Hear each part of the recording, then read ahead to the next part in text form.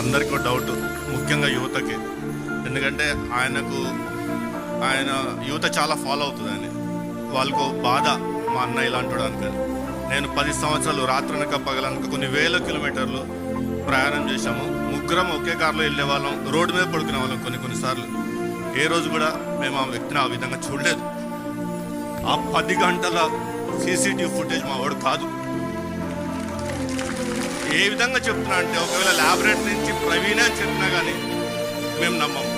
అది పచ్చి తాగుబోతు కూడా ఆ విధంగా అన్ని రకాలుగా తాగడం, సస్తానికి తాగినట్టుంది. అదేదో అంత ఎంఎల్ ఇథైల్ ఆల్కహాల్ శరీరంలో వెళ్ళిన అతను డయాబెటిక్. చాలా మందికి తెలియదు అతను డయాబెటిక్ అని.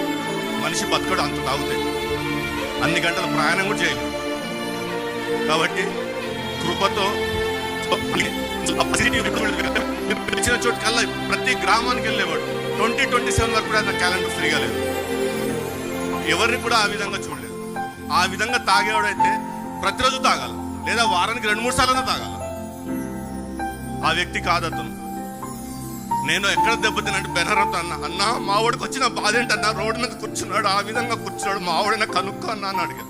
విజయవాడలో ఫుటేజ్ అది నా గుండె ఎట్లా అంటే కుళ్ళబొడుస్తుంది. ఇట్లా కూర్చొని ఏదో కోల్పోయినట్టు కృంగిపోయిన వ్యక్తిని ఇంతవరకు చూడలేదు. చూడండి ఆ చిరునవ్వు, 10 సంవత్సరాలు అదే చిరునవ్వు చూసేవాడిని. ఏ రోజు కూడా అటు ఆ విధంగా కృంగిపోయి ఆ వ్యక్తి మాకు తెలియదు. అందుకే ఆ